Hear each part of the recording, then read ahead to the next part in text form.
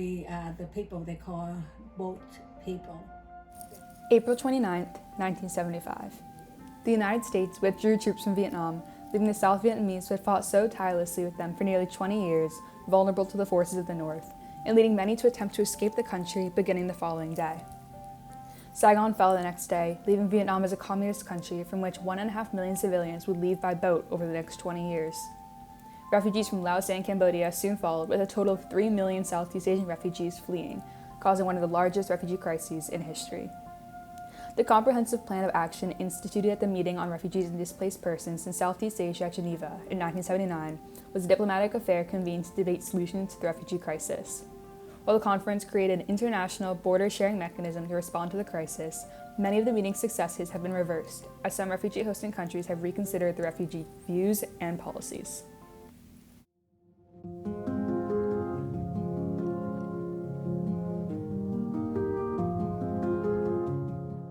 There is a long history of Asian immigration to the United States.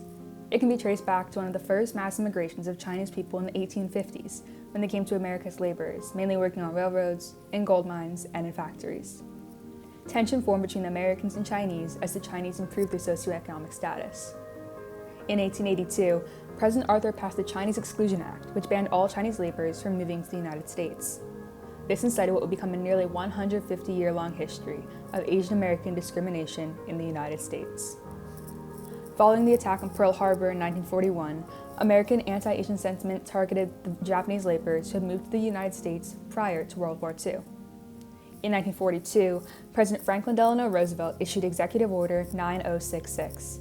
Military commanders took advantage of it by claiming the Japanese were a threat, leading to the opening of internment camps where 112,000 people of Japanese roots would be forced to remain for up to 3 years. Japanese internment legalized anti-Asian discrimination, and hateful acts became widely tolerated and accepted.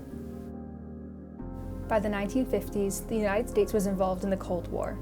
The United States' fear of the spread of communism was described by the term domino theory, in which if one country fell to communism, neighboring countries would do the same. The U.S.'s foreign policy goal was to contain communism. By 1955, with decolonization sweeping through Southeast Asia, the U.S. feared Vietnam would be the next domino to fall to communism. It led the United States to insert themselves into the Vietnam War in 1955, siding with South Vietnam, who was attempting to defend itself from the communists in North Vietnam, also called the Viet Cong. The U.S. worried that if Saigon, the southern capital of Vietnam, fell to the north, the war would be over. The United States military was a powerful force and soon became the one holding South Vietnam's land from the hands of the North. The South Vietnamese government was weak, so as Americans advised the South Vietnamese government on how to strike, the American and South Vietnamese forces combined and fought side by side. One thing that I learned about the communists control us by fear. With the fall of Saigon in 1975 and the withdrawal of U.S. troops, the Viet Cong opened re-education camps soon after the official end of the war, claiming their purpose was to teach citizens the new ways of their new communist government. However, people were terrified of being sent to one, and rightfully so. My father said best that say nothing, trust no one, keep your head down. The term re-education was used as a cover for concentration camps. Those who were sent to a re-education camp were often worked to death. Those who attempted to escape were shot dead or tortured. Refugees began escaping by boat, leading to the name boat people, which was a dangerous prospect. Pirates, drowning, dehydration, and starvation were all possibilities that faced every boat person, but staying behind was considered worse. We know exactly what we run away from, but we don't know what we're running toward. They often traveled through the South China Sea to first asylums, or places with refugee camps where they could stay temporarily, including in Malaysia, the Philippines, Indonesia, and Thailand. In 1978, Vietnam entered into another war with its neighbor, Cambodia. Cambodia's post-colonial government, the Khmer Rouge, wanted Cambodia to revert back to a peasant farming society. Led by the brutal dictator Pol Pot, his programs caused the death of nearly 25% of the Cambodian population and the mass exodus of ethnic Chinese Cambodians, adding to the Southeast Asian refugee crisis. In 1975, the United States passed the Indochina Migration and Refugee Assistance Act, which promised an evacuation and resettlement program to refugees escaping Vietnam and Cambodia, as well as Laos later on. It added up to over $400 million. The first wave of refugees was received eagerly and was supported by Americans that was possibly due to guilt for abandoning the Vietnamese. Soon, though, the crisis became too large for just a few countries to handle on their own when a second, large wave of immigrants faced the United States in the late 1970s. Second-wave refugees were received much more harshly, a reaction many considered to be due to the refugees' lack of English skills and money. Responding to the second wave, other countries became full asylums and took in refugees from refugee camps, including France, Australia, Canada, and the UK.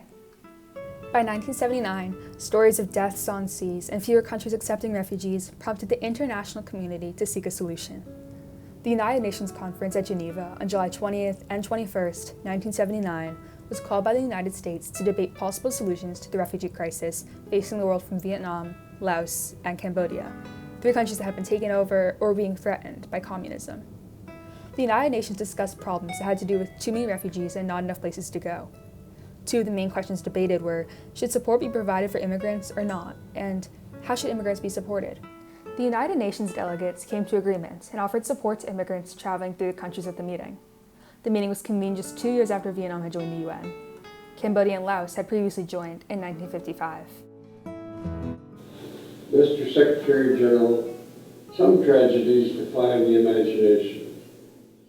At the UN conference, American Vice President Walter Mondale delivered a speech that influenced the outcome of the meeting.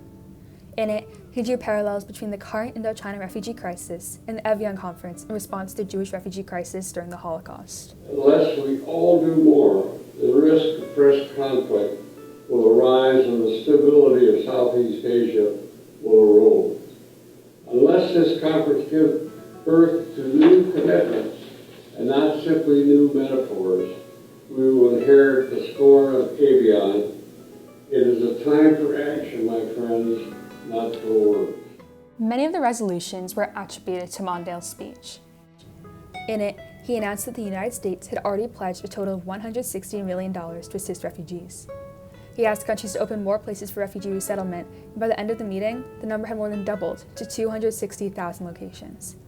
In addition, a new 50,000-person refugee processing center was now an option on the table.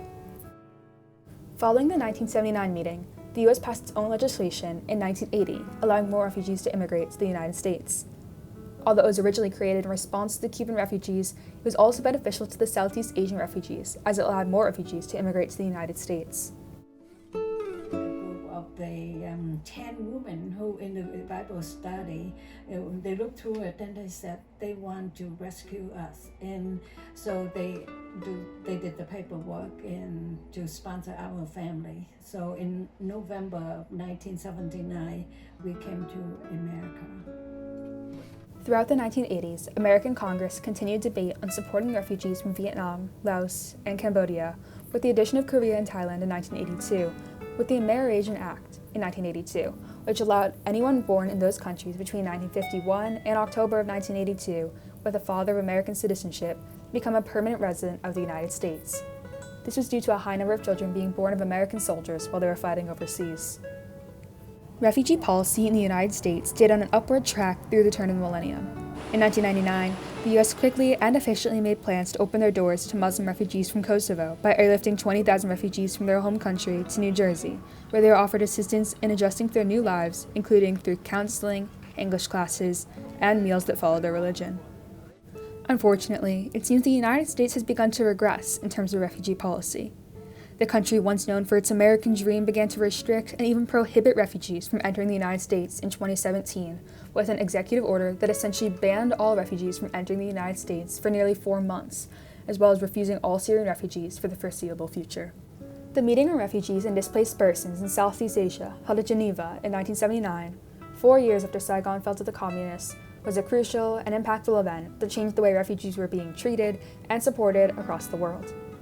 Southeast Asian refugees suffered through concentration camps and the trauma of illegally escaping their home by boat, as well as refugee camps, before settling on their own in a new country where they couldn't speak the language.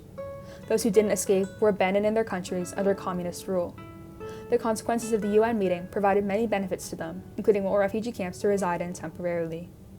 It successfully brought around awareness for the Asian Americans who are physically suffering, but the failure to remedy the psychological harm caused by Asian hate has continued. Despite the immense progress made during the Indochina refugee crisis, the debate on refugee support continues today.